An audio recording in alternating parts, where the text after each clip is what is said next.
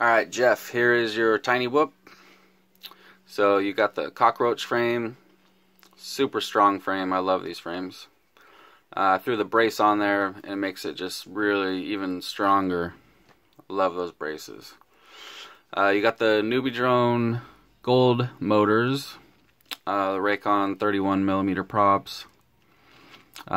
You got the B-Core version 2 with the OSD. You got the Wolf Whoop cam with video in and out, so I did hook up the OSD, so you'll have OSD.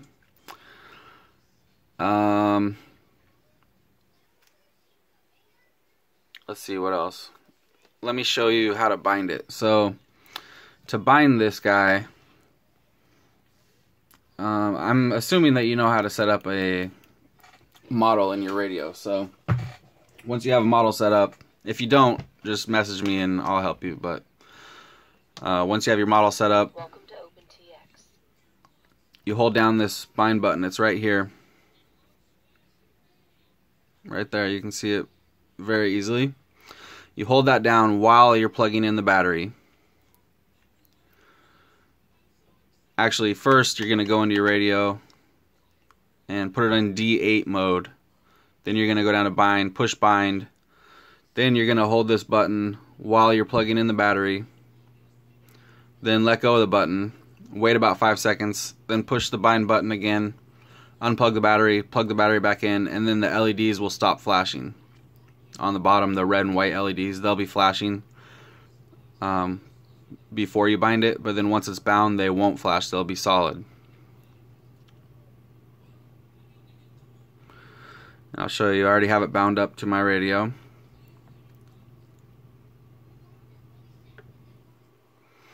So you can see the LEDs are solid. Auxiliary 1 is ARM, and I'm pretty sure you have a QX7. I think I remember you saying that. So the top all the way up is air mode. That's no self level. Middle is angle mode. That is self level, and the motors don't spin when you arm it in angle mode. See that? You just have to give it throttle and it'll go. But if you arm it in air mode, the motors automatically start. I'm not sure about Horizon. Let me check Horizon. Yeah, they don't do it in Horizon either. So angle and Horizon, they don't spin when you arm it until you give throttle. But air mode, they do.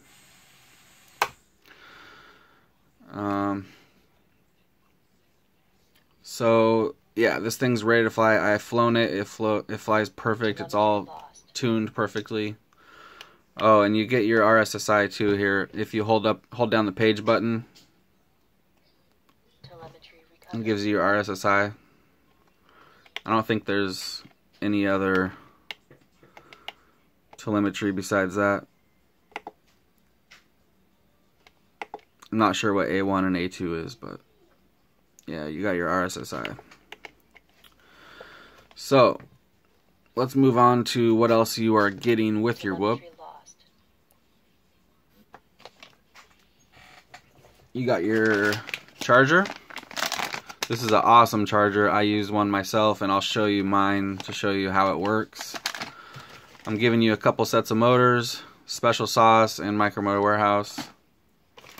You got your book for the camera. You got a spare set of props, and you got 3 batteries. My charger is right there on the wall. Pretty easy to use. I use this plug from my other charger.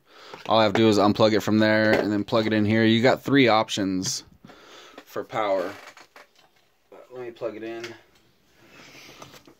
So there it is, powered up. You got your LCD screen here that shows you each little station, what the voltage is at. So once it's plugged in, all you have to do is just take a battery, plug it in. You see the LED come on. When that LED goes out, that means it's charged. But you can also see here, it'll tell you what station it is. Like this is 1, 2, 3, 4, 5, 6. So it'll say channel 1, and then it'll give you the voltage. And then there's this little switch here that is for high voltage or regular voltage. So 4.2 or 4.35. So this is not a high voltage battery, so I want it on 4.2. So make sure it's on 4.2 if it's not high volt battery, and that's it. That's all you got to do. Just plug it in. Your other options are the USB and a XT60 for power. So you could just use like a 3 or 4 cell. I think is there a switch? No, that was the other one I had. I'm not sure what the voltage is. I'll have to look online. I think it takes 3, maybe 4S, but I would just stick with 3S if you're going to use a battery to charge. So yeah, there you go. It's all ready to go. This thing is super light. It came in at 27 grams with the battery. So yeah, you're good to go. Alright.